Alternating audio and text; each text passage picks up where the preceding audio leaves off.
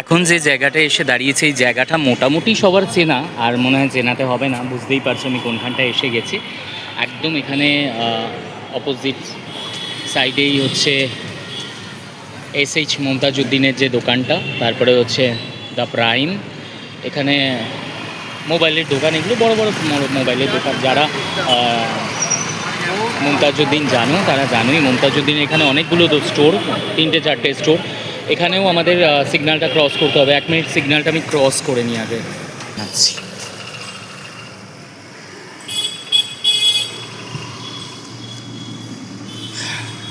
রাস্তা ক্রস করে নিয়েছি। কোটাক মাহিন্দ্রা ব্যাংক অফ বরোদা সবার হেড অফিস মোটামুটি এখানে ডালহৌসি চত্বরে। এখন আমি ডালহৌসিতে আছি।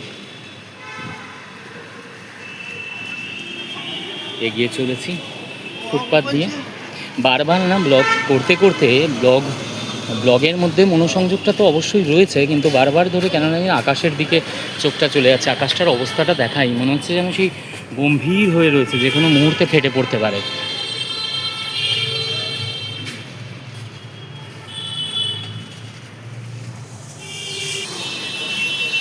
আবার একটা ক্রসিং, কলকাতায় ক্রসিং প্রচুর। ব্যাংক অফ বরোদার সামনেটা যাব একদম ক্রসিং। এই পাশে হচ্ছে টি বোর্ড, এই যে দেখাতে পাচ্ছি মনে হয় টি বোর্ড। এটা আমি একটু লোগো বড় করে দেখাই। এই হচ্ছে টি বোর্ড। টি বোর্ডের ঠিক সামনেটা আছে। রাস্তাটা ক্রস করব, ক্রস করে তারপরে যাবো এই দিকটা। সঙ্গে থাকো, দেখাতে থাকবো। এসে গেছি খুব সামনাসামনি সেই জিনিসটা, যাকে দেখাতে চাইছি যে জিনিসটা, সেইটার খুব সামনাসামনি। এইবারই মনে হয় বুঝতে কারোর আর বাকি নেই। এটা হচ্ছে আমাদের সেই রাইটার্স বিল্ডিং। আজকে রাইটার্স বিল্ডিংই ব্লগেতে ধরতে এলাম, তার ফিরে পাওয়া গরিমা সেটাকে সবার সামনে তুলে ধরতে এলাম। আর এই কাকাদের যে মিষ্টির দোকান, যারা মিষ্টি খেতে ভালোবাসে অবশ্যই এখান থেকে সে মিষ্টি কিনে নিয়ে যায়। এনারা বহু দূর থেকে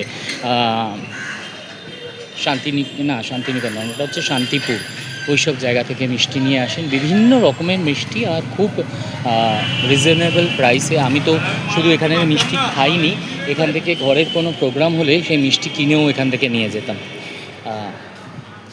আজকে রাজভবনের পাশ দিয়ে ঘুরছি, সামনের দিকটা নিয়ে যাওয়ার চেষ্টা করব। আজকে এই জন্যই রাজভবনে এলাম। সবাই জানো যে রাইটার্স বিল্ডিং কিন্তু এতদিন পর্যন্ত যে সরকার ছিলেন, প্রাক্তন সরকার ছিলেন, তিনি কিন্তু রাইটার্স বিল্ডিংয়ে বসতেন না।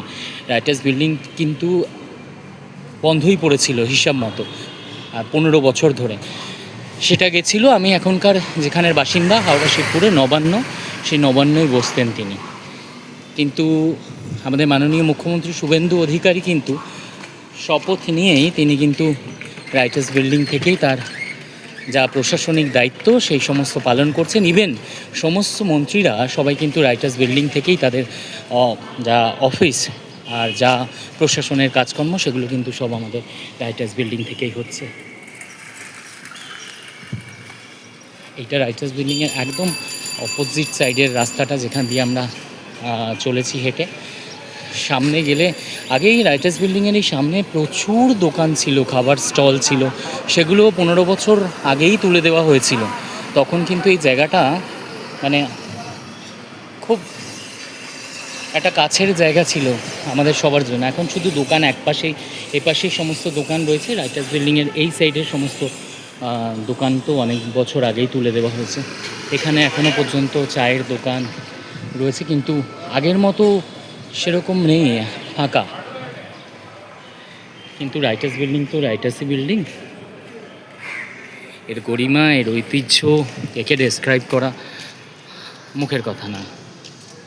তাই জন্যই ভাবলাম যে মুখে না বলে, বইয়ের পাতায় না দেখে আমার ব্লগেতে দেখো। তাই জন্যই রাইটার্স বিল্ডিংয়ের মুখী হলাম। রাইটার্স বিল্ডিং তোমাদেরকে ব্লগেতে দেখাতে পারি, আর আমি নিজেও দেখি।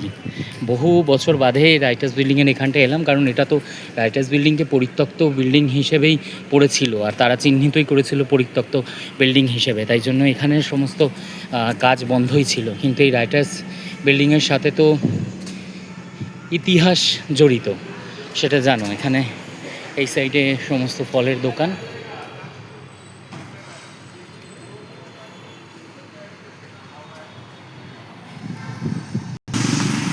রাইটার্স বিল্ডিংয়ের একদম গা ঘেঁষে চলেছি। আমাদের সেই রাইটার্স বিল্ডিং, আমাদের সেই প্রাণের রাইটার্স বিল্ডিং।